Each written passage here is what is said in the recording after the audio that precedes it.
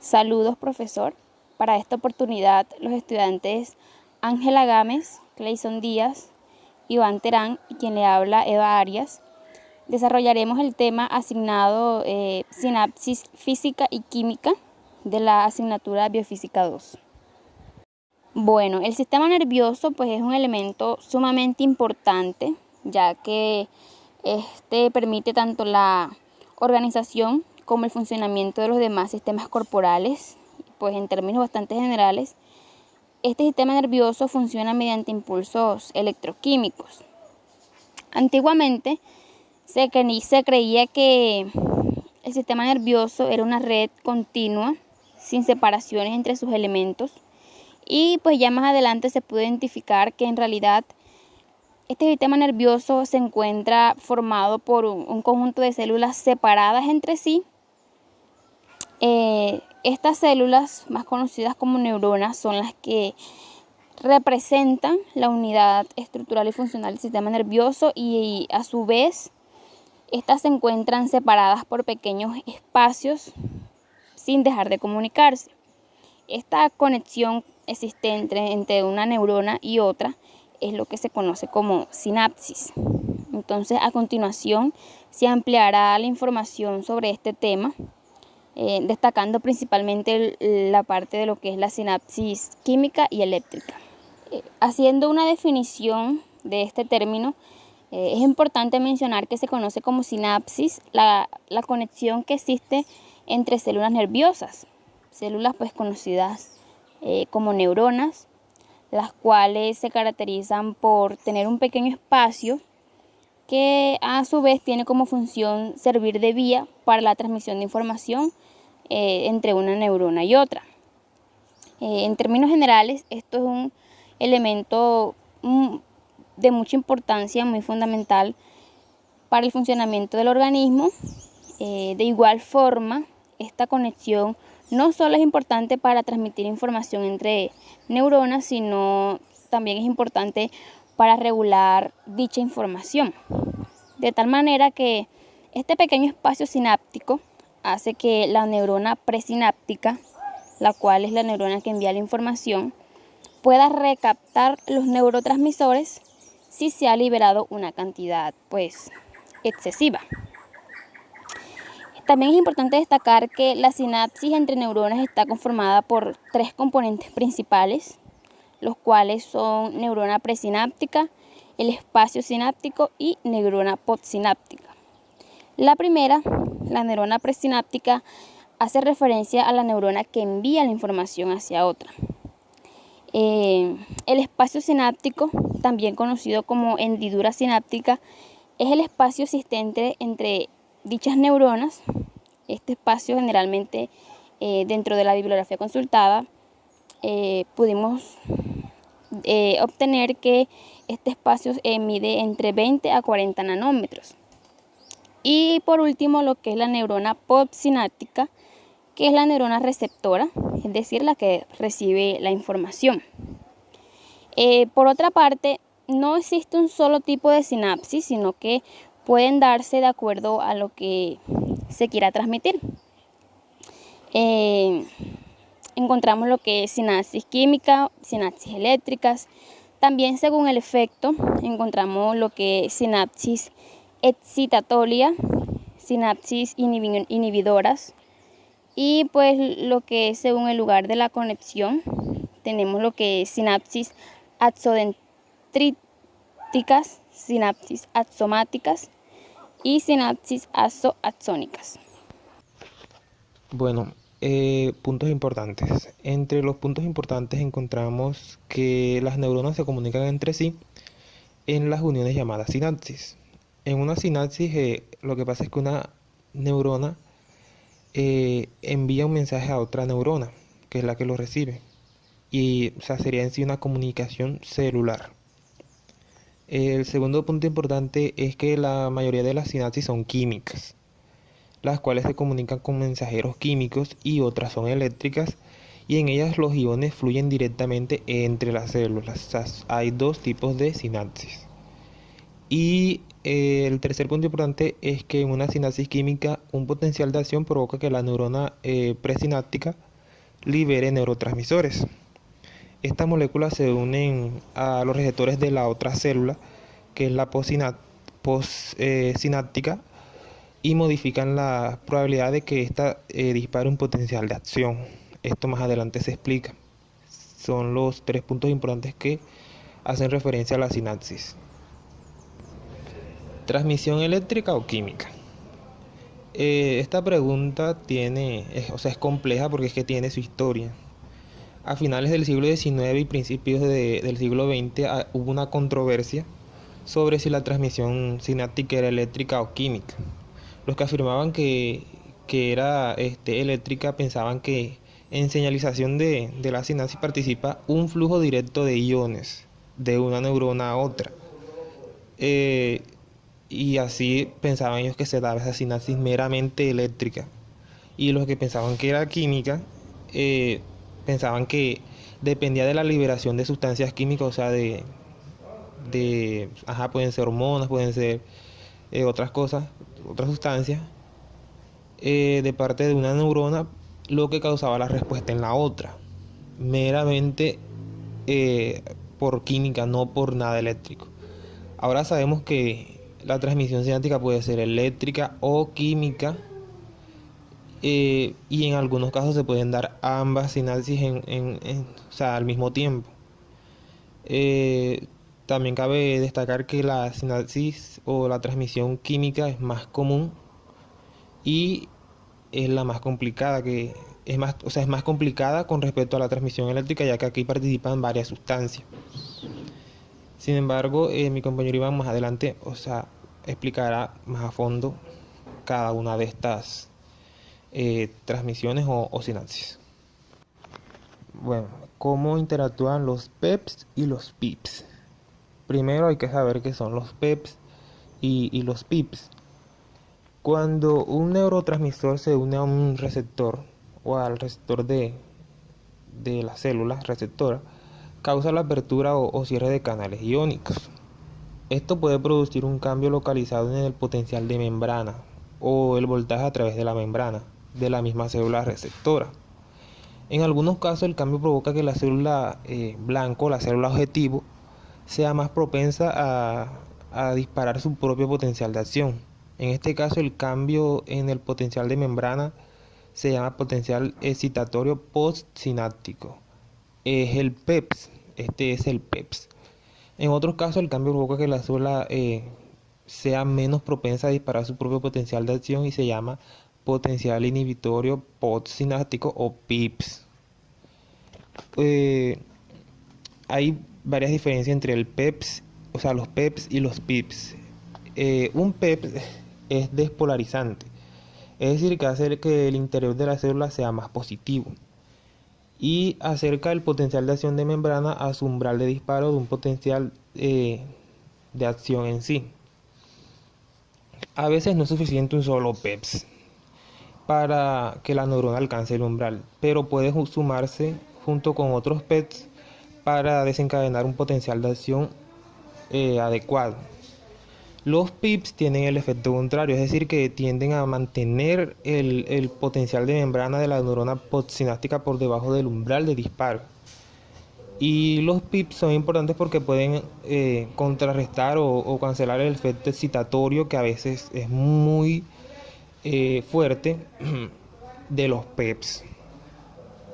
Entonces, ¿cómo interactúan los PEPs y los PIPs? Son, acá vimos que son los contrarios, sin embargo ya vimos que tienen algo de relación.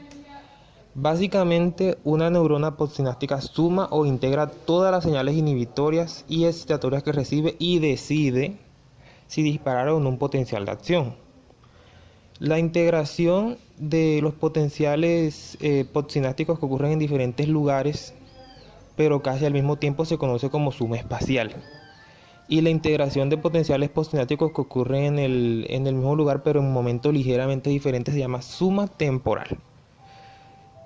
Por ejemplo, supongamos que en dos diferentes dendritas de la misma neurona se producen sinapsis excitatorias, como se muestra en la imagen que está acá. Acá tenemos la neurona, es la que está a la izquierda. Tenemos el cuadro el potencial de acción, que es lo que está en morado, y acá abajo están los PEPs. Este es el umbral. El umbral es lo que debe cruzar para llegar al potencial de acción. Entonces, supongamos que tenemos diferentes dendritas de la misma neurona, es decir, acá en la parte inferior, y se producen las sinapsis excitatorias, que son los PEPs, que son estos que están abajo en la parte de la línea verde, son los PEPs.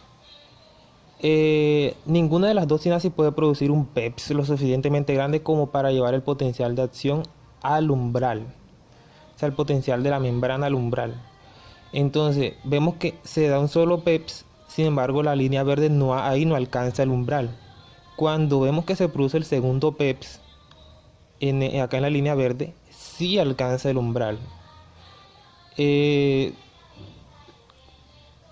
embargo, si ambos PEPs se produjeron, o sea, aquí si se producen al mismo tiempo, se producen al mismo tiempo, sí lo logras. Si no se produjeran al mismo tiempo, no pudiera alcanzar el umbral, ya que se produce el primero, y no alcanza, baja, y no se produce el otro, sino que se produce después, no lo alcanza. Tiene que producirse igual para que cuando ya vaya acabando, pueda llegar al umbral. Por otro lado, si ocurrió un PIPS junto con los dos PEPs, el primero podría impedir que el potencial de membrana alcanzara el umbral y evitaría que la neurona se disparara el potencial de acción. Acá lo que se da sería una suma espacial. Es decir, que el PIPS inhibe a que se alcanzara. Si en caso tal hubiera sucedido un PIPS, pero no sucedió ningún PIPS, sí se alcanzó el potencial de acción. Entonces, con la suma temporal, ya hicimos esa es la suma espacial. Con la suma temporal, hay que ver que no son potenciales en sí, o sea, instantáneos, sino que duran un rato antes de disiparse. O sea, es lo que vimos allí. Si una neurona se dispara rápidamente 2 veces seguidas y causa 2 PEPs, el segundo PEP puede llegar antes que el primero, y lo que hace es que él lleva el potencial hacia el umbral de membrana. O sea, ahí es lo que sería una suma temporal.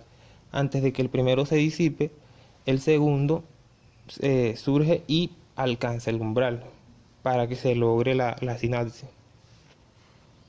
Buenas compañeros, a continuación les va a hablar Iván Camilo Terán Herrera y les voy a hablar sobre el panorama de la transmisión en la sinapsis química. Bueno, para empezar debemos saber que en la transmisión química ocurre la liberación de mensajeros químicos conocidos como neurotransmisores. Para interpretar esto, primero debemos conocer todo lo que interviene en la sinapsis química. Como podremos ver, en la célula presináptica tenemos la terminal axónica, la vesícula sináptica, los neurotransmisores, el canal de calcio activado por voltaje, el espacio sináptico. Tenemos en la célula postsináptica los receptores neurotransmisores del canal de calcio activado por un ion ligado. A continuación, les voy a hablar sobre el panorama de transmisión en la sinapsis química, pero cómo ocurre este proceso. Bueno, primero hay que tener en cuenta que el potencial de acción llega a la terminal axónica y despolariza la membrana. Segundo, el canal de calcio activado por voltaje se abre y el calcio fluye. Tercero, la afluencia de calcio permite que las vesículas sinápticas liberen los neurotransmisores. Al ser liberados, los neurotransmisores se unen a los receptores en la célula blanco, como podremos ver que es la célula postsináptica, y en este caso los iones causan causa la despolarización o la polarización. Pero como podremos ver, como nos dicen en la imagen, en este caso los iones positivos están fluyendo. Bueno, la despolarización es más propensa a disparar el canal de potentialización. Bueno, esto es cómo ocurre el panorama de transmisión en la sinapsis química. Bueno, a continuación les voy a hablar sobre la terminación de la señal. Bueno, una vez terminada la sinapsis, esta solo puede funcionar con eficacia si hay alguna manera de apagar la señal una vez que se envió. Bueno, esto es debido a que la terminación de la señal permite a la célula postsináptica regresar a su potencial de reposo normal. Bueno, para poder determinar la señal, el espacio sináptico debe limpiarse del neurotransmisor. Hay diferentes formas para lograr esto. El neurotransmisor puede ser degradado por una enzima, la neurona presináptica lo puede reabsorber o simplemente puede difundirse hacia el otro lado. En algunos casos, las células gliales cercanas también pueden limpiar el neurotransmisor. Como podremos ver en la imagen, acá tenemos una desintegración enzimática del neurotransmisor. Entonces, como podremos ver, la neurona presináptica absorbe el neurotransmisor, está la desintegración del neurotransmisor. Estas serían dos de las formas mencionadas anteriormente. Bueno, acá podemos ver que la neurona postsináptica tiene un canal cerrado activado por ligando. Esta es ya la célula en estado de reposo. Bueno, también hay que tener en cuenta que cualquier cosa que interfiera con los procesos que determinan la señal sináptica pueden tener importantes efectos fisiológicos. Por ejemplo, algunos insecticidas matan a los insectos mediante la inhibición de una enzima que degrada la neurotransmisión de acetilcolina. Bueno, una nota más positiva: se utilizan los fármacos que interfieren en la recaptación del neurotransmisor serotonina en el cerebro humano como antidepresivos. Bueno, estos serían dos ejemplos muy peculiares sobre los procesos de la terminación de señal sináptica que podremos encontrar en la vida real. A continuación, mi compañero le va a hablar un poco más sobre este tema para así tener una conceptualización muy clara. Muchas gracias. Bueno, a continuación les hablaré sobre la flexibilidad de la sinapsis química. Una célula receptora puede alterar el número de receptores que pone en su membrana y la flexibilidad con la que responde a las activaciones de los receptores. Estos cambios pueden fortalecer o debilitar la comunicación de esta sinapsis particular. Entonces, las células presinápticas y postsinápticas pueden cambiar dinámicamente su comportamiento de señalización según su estado interno o por señales que reciban de otras células. Entonces, este tipo de particularidad o capacidad de cambio hace que la sinapsis sea un sitio clave de la modificación de la intensidad de los circuitos neuronales y desempeña un papel muy importante en el aprendizaje de la memoria. Ventajas y desventajas de la sinapsis eléctrica. Algunas de las ventajas de esta sinapsis serían su rapidez.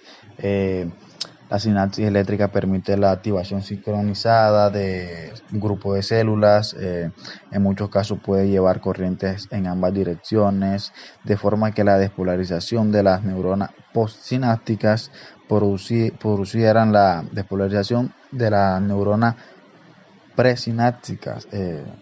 Y algunas de las desventajas serían que a diferencia de la sinapsis química, la sinapsis eléctrica no pueden convertir una señal excitatoria de una neurona en una señal inhibitoria. En términos más generales, carece de la versatilidad, flexibilidad y capacidad de modificación.